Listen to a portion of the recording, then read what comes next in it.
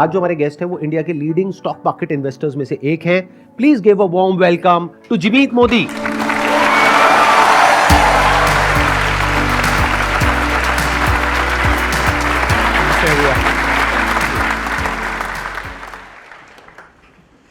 मैं थोड़ा सा आपसे समझना चाहूंगा आपकी इन्वेस्टमेंट फिलॉसफी के बारे में। Is it somewhat inspired by Warren Buffett philosophy और is it something else? Like how do you choose कि हमें किस स्टॉक में पैसा लगाना है, किस में नहीं लगाना है? स्टॉक मार्केट में पैसे बनाने के दो तरीके।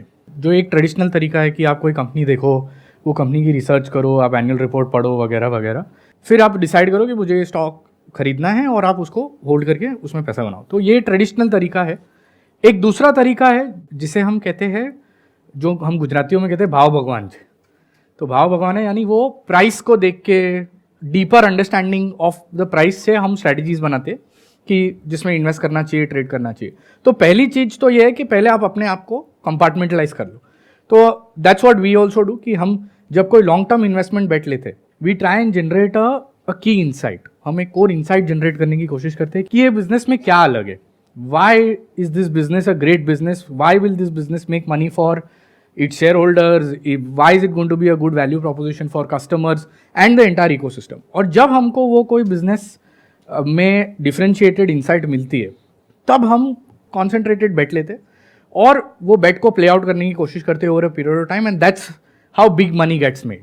और आज तक की आपकी सबसे बड़ी कॉन्सेंट्रेटेड बेट क्या है? इन द सेंस पूरा जो आपका पोर्टफोलियो साइज है उसका कितना परसेंट आपने एलोकेट कर दिया था एक पर्टिकुलर स्टॉक में? I think I have even gone up to 60-70%। This is unlike जो टिपिकली जो कहा जाता है स्टॉक मार्केट में, that never put all your eggs in one basket. तो 60% is a fairly large amount of stake of your portfolio. So this was your personal money या फिर वो पब्लिक का पैसा? So this is my personal money. Then you can take that, right? This is my personal. And see, I think आपने बहुत बढ़िया बात कही कि लोग हमें सिखाते हैं कि आप डाइवर्सिफाई करो, बट ये जो डाइवर्सिफिकेशन का फंडा है ना, वो एप्लीकेबल है अगर आप नहीं जानते आप क्या कर रहे हो। Let's take a case in point. आप राकेश झुनझुनवाला जी देख लीजिए। Titan for most part of his life has been anywhere between 50 to 65% of his portfolio, and that is where he made most of his money. Even आप आज की तारीख में Warren Buffett देख लीजिए। Apple is the stock where he owns his largest position. Apple is almost 40% of his portfolio. तो सी, आप शुरू करते हो तब वो आपके पोर्टफोलियो का छोटा पार्ट होता है, इट कुड बी 10-12%, बट क्या हो जाता है जब भाव चलते जाता है, प्राइस चलते जाती है, अप्रिसिएशन होते जाती है, then the weight increases. I understand. So if you know what you are doing, then concentration of bets is the best way of making big money. अगर आप डेप्थ में हो, सी बिकॉज अगर लेट्स टेक अ केस, आप खुद आपका business run कर रहे हो, तो you are anyway 100% owner and you know everything about your business in depth. अगर आप वो सेम डेप्थ किसी स्टॉक के लिए या किसी भी सेक्टर के लिए बिल्ड कर सकते हो, तो you can actually go deep. And I often से कि स्टॉक मार्केट में पैसा बनाने का दो तरीका है।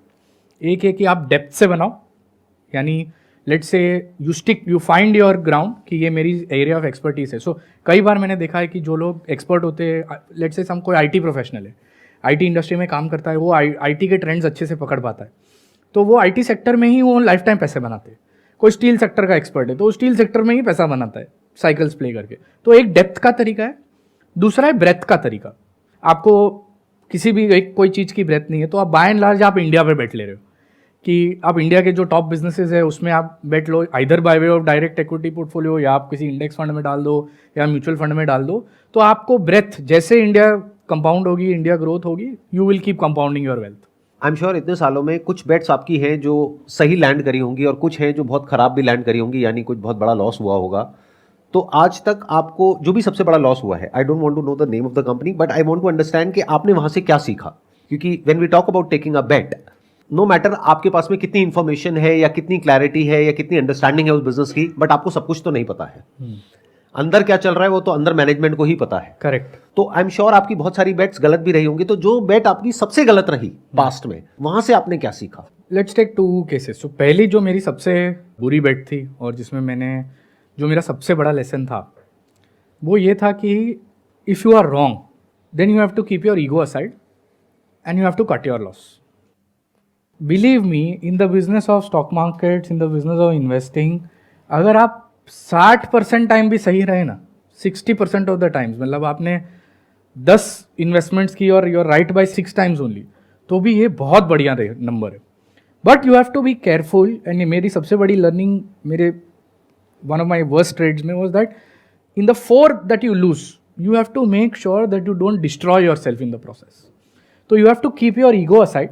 और अगर आपको लगता है कि आप गलत गए तो you have to dispassionately get out of the business and cut your loss. और ये सबसे बड़ी गलती मैंने देखी है रिटेल इंडिविजुअल इन्वेस्टर में. हम सबको है ना एक एंकरिंग बायस हो जाता है. हमको लगता है अरे यार मैंने तो किसी चीज़ 100 रुपये में ली थी, अभी मैं 100 के लिए रुक जाता हूँ, और अगर 80 हो गया, 70 हो गया, 50 हो गया तो हम होप में बैठे रह जाते हैं. और वो 10 भी हो सकता है. हाँ, और वो कहीं ऑफन वो 100 वाली चीज 5 हो ही जाती है. पहली बार जब वो 100 का 80 हुआ ना, that is the first indication कि यू आर रॉन्ग, क्योंकि ये आपके डायरेक्शन के अगेंस्ट चल रही है.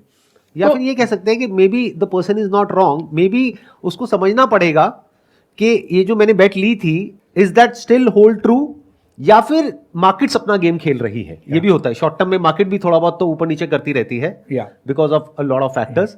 बट क्या वो फंडामेंटल्स अभी भी है इंटैक्ट, या फिर फंडामेंटल्स में कोई प्रॉब्लम आ गई है? करेक्ट.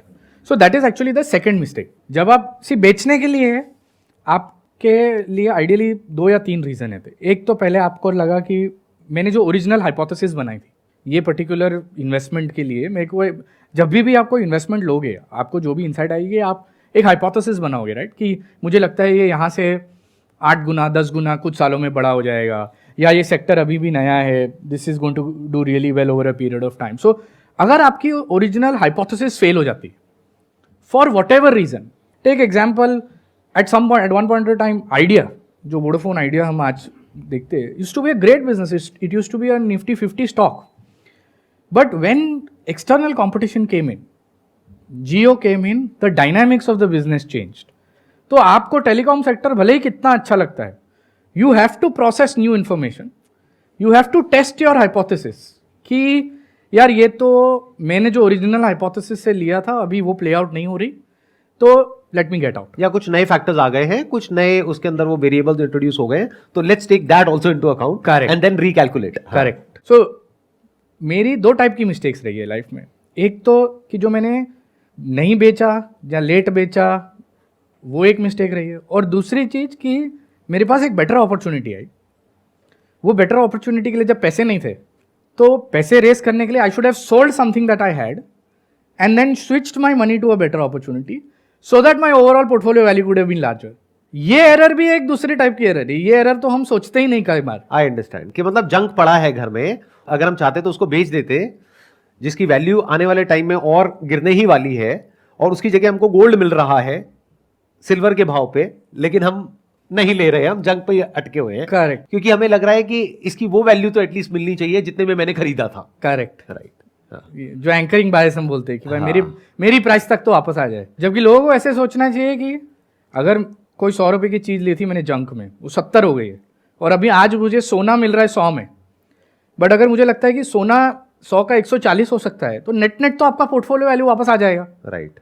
सर मेरा दोनों से क्वेश्चन है. एक्चुअली आज का अगर हम टाइम देखें तो एआई जो है, तो सर वो कितना अफेक्ट कर रही है आज के टाइम पे स्टॉक मार्केट को? पैसा बनाने के लिए जो कोर स्किल चाहिए, वो स्किल क्या है? एक तरीके से वो कोर स्किल है pattern recognition.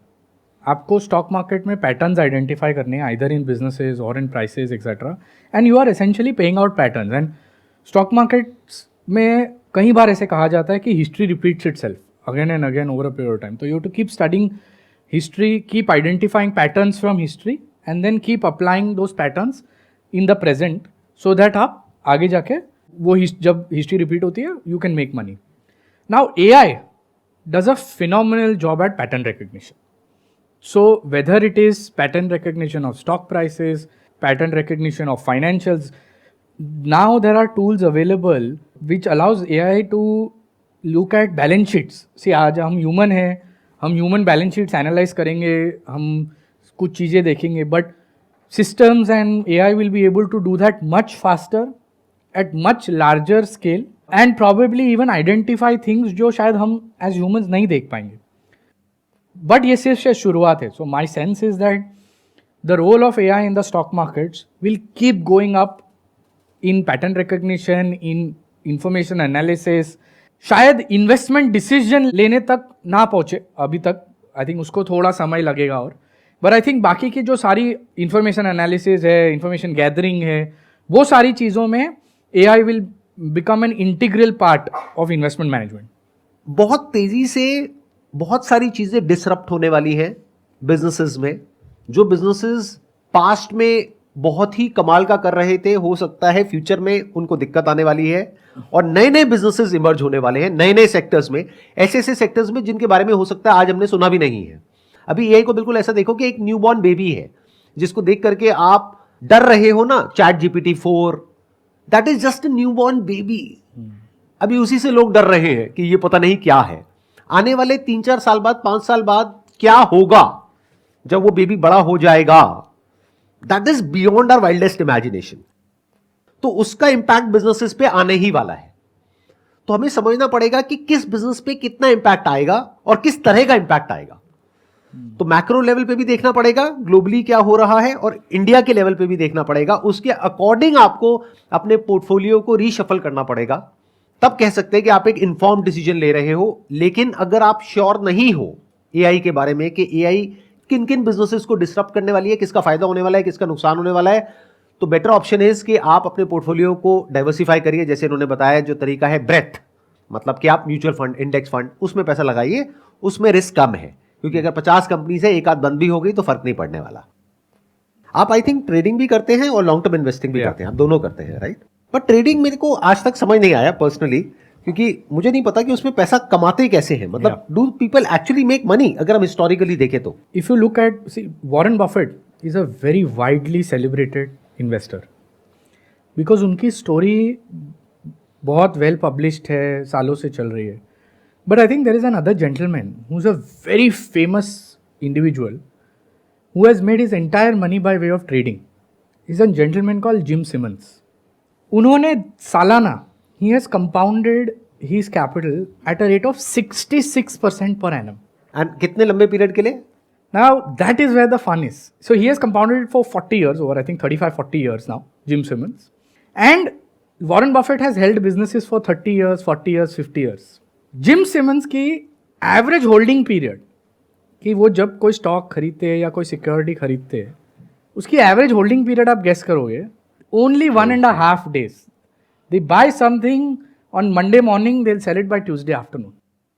So, point is, trading is an entirely mathematical game. This is very strange, क्योंकि अगर ऐसा है, if it's a mathematical game, then AI based tools can play it much better than a human. Yes, they will, because they will be without emotion. Trading में ना, मैं अक्सर कहता हूँ कि ट्रेडिंग में सक्सेसफुल होने के लिए आपको 3 पहलू पे काम करना पड़े। पहला पहलू है कि आपकी सक्सेस रेट क्या है। You should know that. I think the biggest reason why people don't make money as trader, उनको पता ही नहीं कि भाई मैं कितनी बार सही हूँ, कितनी बार गलत हूँ। सेकंड पहलू इज कि मेरी स्ट्राइक रेट क्या है जब मैं जीत रहा हूँ। तो if I am successful 60% of the times and I am making 2%, तो that is my strike rate, 2% is my strike rate when I am winning. And मेरी फेलियर रेट क्या है कि if I am losing 1% is my loss. So if 40% of the times I'm losing 1%, still this mathematics is favorable because आप 60% of the time 2 टका कमा रहे हो, 40% of the time 1 टका जा रहा है आपका, net you will be profitable. नहीं, लेकिन अगर ये इतना ही आसान है तो जो इतने बड़े बड़े बिजनेसेस हैं उनको क्या जरूरत है इतना सरदर्दी लेने की, इतना हेडेक लेने की, इतना बड़ा बिजनेस एम्पायर खड़ा करने की? 66% इज लाइक ह्यूज। Yeah. तो if you are saying 66% year on year CAGR, तो दैट इज लाइक ह्यूज। तो आज उनकी वेल्थ कितनी है? He must be what, $40-50 billion. But ये हो गई एक case study, and one could be an exception also. But उनके अलावा और ऐसे कितने लोग हैं जिन्होंने बिलियंस ऑफ डॉलर्स कमाए हैं ट्रेडिंग से? He is not the only one. He is the most successful.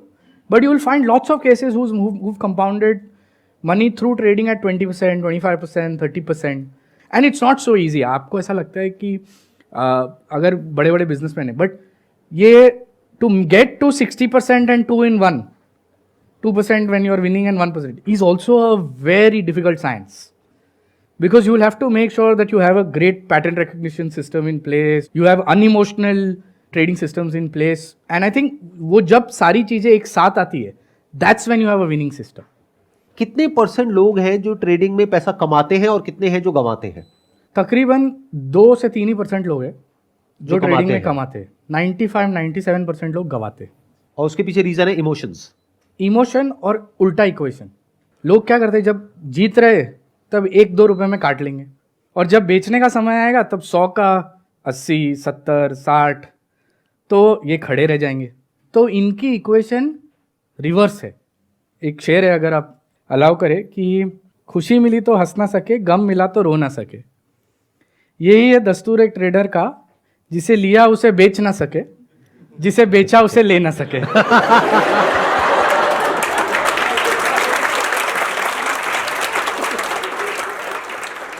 तो आई होप कि अगर ऐसा एक्चुअल में पॉसिबल है, बिकॉज ऑनेस्टली स्पीकिंग मेरे को इसके बारे में ज़्यादा पता नहीं है, ऑल्दो वॉरेन बफेट की जो पूरी की पूरी फिलॉसफी है, उनके जो मेंटोर हैं बेंजामिन ग्राम, उनकी मैंने बुक पढ़ी है इंटेलिजेंट इन्वेस्टर, और उनको मैंने काफ़ी अच्छे से फॉलो किया है, काफ़ी अच्छे से समझा है, और वही मेरी भी फिलॉसफी है आज की डेट में। बट अगर ऐसा एक्चुअल में पॉसिबल है तो आई होप कि फ्यूचर में, और वो फ्यूचर ज़्यादा दूर नहीं है, AI इस काम को ज़्यादा अच्छे से कर पाएगा, या क्योंकि it's basically a mathematical problem, and if we can do it automatically, then हो सकता है AI बेस्ड जो पूरा का पूरा सिस्टम है वो आने वाले टाइम में बहुत अच्छी रिटर्न्स जनरेट कर सके। बट बड़ा क्वेश्चन मार्क ये है कि अगर कोई इसको क्रैक कर भी लेगा तो क्या वो पब्लिक तक पहुंचेगा या नहीं पहुंचेगा, ये अपने आप में बहुत बड़ा क्वेश्चन मार्क है, क्योंकि अगर एक्चुअल में किसी ने क्रैक कर लिया तो वो पब्लिक को क्यों बताएगा? एब्सोल्युटली, वो तो खुद ही अपनी रिटर्न्स को जनरेट करता रहेगा, और जो पब्लिक तक पहुंचेगा वो जंग होगा। There is a strong possibility. Very strong possibility. In fact आप जो बोल रहे हो, Jim Simons fund is close for the public, he only allows himself and his employees to put in the money. तो एक क्लोज ग्रुप हो गया, close group हो गया। देख रहे हो, समझ रहे हो ना आप लोग? आप क्या है, कहीं पे ऐसा कोई टूल देखोगे और बहुत एक्साइटेड हो जाओगे। अरे अगर वो टूल एक्चुअल में इतना अच्छा होता तो जिसने वो टूल बनाया वो आपको $10 में क्यों बेचता? वो खुद ही उस $10 को कंपाउंड करके $10 बिलियन बना लेता। सोचने वाली बात है। मतलब having said that, I am not saying कि सारे ही जंक है, but there is a strong possibility कि जो आप तक पहुंचेगा, या आपको जिस तरीके से मार्केट किया जाएगा कि इस टूल को यूज करके आप इतने अमीर हो जाओगे, उतने हो जाओगे, there is a strong possibility उसमें से 99% फ्रॉड हो सकते हैं। तो थोड़ा संभल करके। मैं लास्ट 10 ईयर से इसी में हूँ, इसी फील्ड में वर्क कर रहा हूँ। जैसे कि सिम सैमन के बारे में मैं जानता हूँ, वो ऑप्शन में काम करते हैं और उसमें AI पे वर्क कर रहे हैं, और मेरा भी काम यही है। मैं भी AI पे ही वर्क कर रहा हूँ और किसी कंपनी में ही वर्क कर रहा हूँ, क्योंकि ये बात सही है, उनका बहुत अच्छा रिटर्न है और हमारी कंपनी का भी बहुत अच्छा रिटर्न है। आपने पिछले 10 साल में कितना रिटर्न जनरेट किया है? All on average 24-25% per year. आप खुद अपना पैसा लगाते हो इसमें या आप किसी कंपनी में जॉब करते हो? मैं तो जॉब करता हूँ, बट मैं अपना पैसा भी इन्वेस्ट करता हूँ। पहले ये नहीं है कि भाई मेरा नेगेटिव नहीं हुआ। जब मैं पर्सनल कर रहा था तो शुरुआत में नेगेटिव ही हुआ था, अप भी आए डाउन भी आए, लेकिन अब स्टेबिलिटी है। क्या आपने कभी नोट किया कि जब आप कंपनी के लिए जॉब करते हो और जो काम आपको बताया जाता है वो आप करते हो, उसमें ज्यादा अच्छी रिटर्न आती है, या जब अपना खुद का पैसा लगाते हो उसमें ज्यादा अच्छी रिटर्न आती है? जब अपना पैसा लगाते हैं तो ज़्यादा अच्छी रिटर्न आती है। आई थिंक इसका उल्टा होना चाहिए। आई थिंक सो, क्योंकि जब अपना पैसा लगाओगे तो इमोशंस बीच में आ गए। हाँ, लेकिन कुछ टाइम पीरियड बाद, जैसे कि अब टाइम काफ़ी ज़्यादा हो गया है, कि मैं बता रहा हूँ कि पहले क्या होता था कि पहले पैसे लगे भी हैं, ऐसा नहीं है, लेकिन अब एक स्टेबिलिटी आ गई है कि समझ आने लगा है मार्केट कि कैसे वर्क करता है। जैसे सर बता रहे थे कि भाई इसमें टाइम पीरियड लगता है। जैसे कि कई लोग आ रहे हैं अब, जैसे सीखना चाहते हैं, लेकिन वो क्या चाहते हैं, जनता है वो चाहती है कि 3 महीने में पैसा डबल कर ले। कई लोग आते हैं कि पूछते हैं, जब मेरे को कई जगह मैं अटक जाता हूँ। जैसे कि अभी आया है ब्लॉकचेन, कॉइन्स आए हैं, ये सारी चीज़ें आए हैं। अभी रिसेंटली मुझे पता चला कि एक मेरा फ्रेंड आया, वो बता रहा था कि कह रहा है कि मैंने एक इन्वेस्टमेंट कर रहा हूँ, कर दी है उसने, कर रहा हूँ, ये पूछने आया था। फिर वो कह रहा है कि मेरे को पर मंथ 8% रिटर्न आएगा। मैंने कहा पर मंथ 8% रिटर्न, या ये थोड़ा ज़्यादा, कुछ ज़्यादा नहीं हो रहा? ऐसे में अब वो मेरे से पूछ रहा है मैं इन्वेस्ट करूँ ही नहीं करूँ। मैंने पहले पूछा, भाई क्या आपने इन्वेस्ट कर दिया है? कह रहे हाँ। मैंने कहा पैसे आ रहे हैं? कह रहे हाँ, 3 महीने से आ रहे हैं। अब मैं उसे क्या जवाब दूँ कि भाई ये गलत है, क्योंकि मुझे पता है कि प्रॉपर ही गलत है, वो आपको फ्रॉड कर रहा है, और जनता इसके अंदर बहुत जल्दी कूद रही है, डूब रही है, मतलब अपना नुकसान करने के लिए तैयार है। तो बता दो ना कहाँ पैसा लगा रहा है नहीं, वो? मैं पूछना चाहता हूँ कि वो गलत है। नहीं है क्या, कहाँ पैसा लगा रहा है, पहले ये तो बता दो। ब्लॉकचेन में। मेरा तो फंडा लाइफ में बहुत क्लियर है कि आप जब भी वर्ड सुने कि मैं आपको X नंबर गारंटीड रिटर्न दूंगा, तो आपको गारंटी उससे भागना है। दूसरी बात, जब भी कोई आपको गारंटी नहीं बट इंडिकेटिव रिटर्न भी बता देना कि मैं 5-8 जो भी बना लूँ, तो भी भागो। एंड थर्ड चीज, आप कभी भी एक भी रुपए का चेक ना काटे जब तक आपको पता नहीं है कि वो पैसे का एंड यूज क्या है। जैसे आपने सवाल पूछा, उसमें मेरा असेसमेंट ये था कि एंड पैसा कहाँ जा रहा है किसी को मालूम ही नहीं है। Whether it is going in buying equity of a company, whether it is going in investment of a platform, या कोई आपको सामने क्या मिल रहा है। सी अल्टीमेटली जब आप कोई भी पैसा डालते हो, आप even when you put money in a fixed deposit, you get a deposit receipt. When you put money in a stock, you get shares in your demat account. आप म्यूचुअल फंड खरीदोगे, आपको म्यूचुअल फंड यूनिट मिलेगा, you will get some instrument. यहाँ पे मुझे नहीं लग रहा आपको कुछ सामने मिल रहा है। And if you don't get, तो this is a big red flag and run away. In the world of finance, I think very important, don't trust everything you see. In fact जैसे सर ने बताया कि 99% केसेस में you should be suspicious कि भाई इसमें कुछ गड़बड़ हो सकती है। सिर्फ 1-2% चीज ऐसी होगी जो या तो बहुत वेल रेगुलेटेड होगी, तो you can actually be trusting, but otherwise you should not trust and you should avoid making all these investments. अच्छा, अगर एक बार को मान लेते हैं कि वो जो उनका फ्रेंड है उनको कुछ क्रिप्टो कॉइन्स मिल रहे हैं, कोई ऐसे कॉइन्स जिसके बारे में किसी ने सुना भी नहीं है, तो what's your take on this crypto and blockchain, and इस पे टॉप पे आ गया बिटकॉइन और बाकी के बहुत सारे हो गए, हजारों हो गए, तो what's your take on that? आप समझो कि आपका फंडामेंटल रीजन ऑफ इन्वेस्टमेंट क्या है। आप कोई भी इन्वेस्टमेंट करते हो, तो अगर आपने लेट से रियल एस्टेट में इन्वेस्टमेंट किया, you actually have a physical asset, you will gate rent. आपने कोई बिजनेस में इन्वेस्ट किया तो आपको बिजनेस की इनकम आएगी। आपने कोई फार्म में इन्वेस्ट किया तो फार्म में से जो खेती होगी उसकी इनकम आएगी। तो आइडियली लाइफ में अगर कोई एसेट है तो an asset will always generate income, will always generate cash flow. And जो फंडामेंटल थॉट है कि value of an asset is the present value of all future cash flows, कि जितने भी आपको फ्यूचर में समय तक, लंबे समय तक जो भी उसको उसे कैश आने वाला है, उससे वैल्यू जनरेट होने वाली। My issue with something like a crypto और बिटकॉइन और whatever is that there is no asset, there is no cash flow. You are buying crypto or bitcoin on the basis of what is called greater fool theory, कि आप खरीद रहे हो कोई एक भाव में विथ अ होप ये आपको कुछ डिविडेंड नहीं देने वाली, कुछ इनकम नहीं देने वाली, कुछ रेंट नहीं आने वाला है, कुछ नहीं आने वाला है। आप ये खरीद रहे हो ये सोच के कि मुझसे बड़ा कोई बेवकूफ़ आएगा, मैंने 25,000 में लिया है, कोई बेवकूफ़ मेरे से 30,000 में ले जाएगा। इसे कहते हैं ग्रेटर फूल थियरी।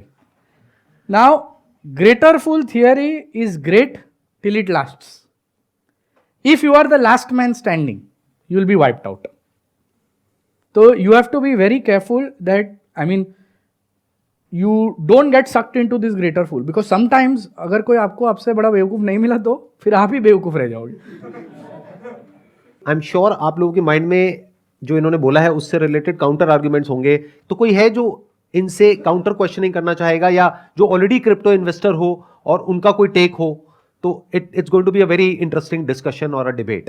सर मेरा 2 क्वेश्चन है। पहला क्रिप्टो है कि लॉकडाउन के बाद में एक रेस आई थी क्रिप्टो के लिए कि सडनली क्या हुआ था, 400, 500, 1000% ये बढ़ गए थे। क्रिप्टो में बिटकॉइन हो, शिबा इनू हो, डॉग कॉइन हो, उसको प्रॉपर तरीके से रेगुलाइज किया गया और गवर्नमेंट का भी इसमें ओपिनियन आया कि उसमें जो भी आप अर्न करोगे, प्रॉफिट गेन करोगे, उसको आपको टैक्स डायरेक्टली आपके आईटीआर में भरना होगा। तो ये उसके फ्यूचर को लेके एक तरीके से सर्टिफाइड किया गया ना, बैन नहीं किया गया। चाइना में जब बैन हुआ तो इंडिया में उसकी माइनिंग भी शुरू हो गई। मैंने भी किया, थोड़े टाइम के लिए किया।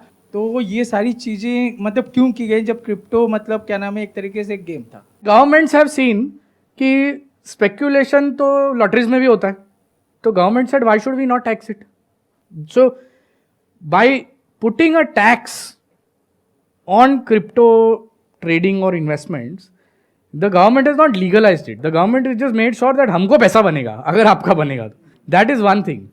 एंड द सेकेंड थिंग कि कोविड के बाद not just crypto, all asset prices went over the roof because the US Fed in 2020 उन्होंने इंटरेस्ट रेट जीरो कर दी।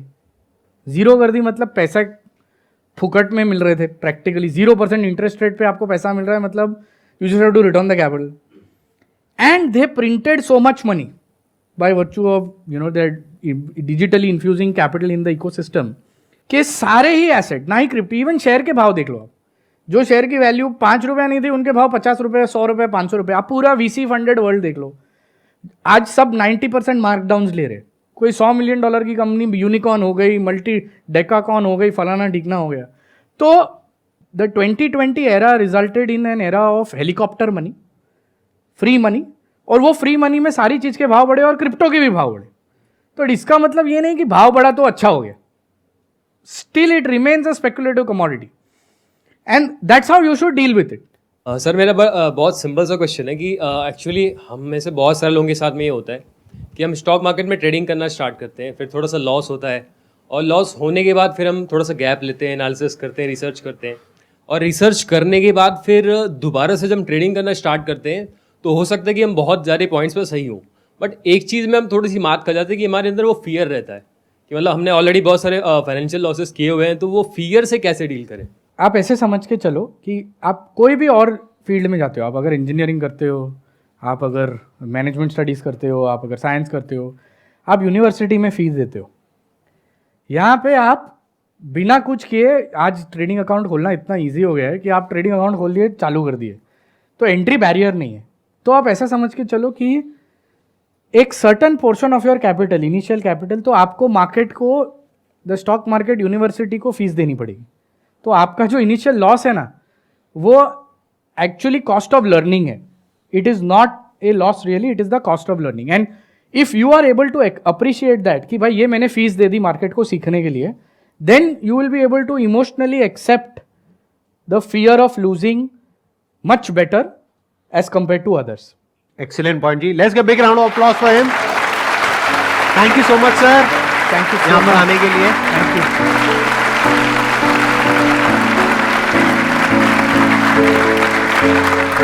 Thank you.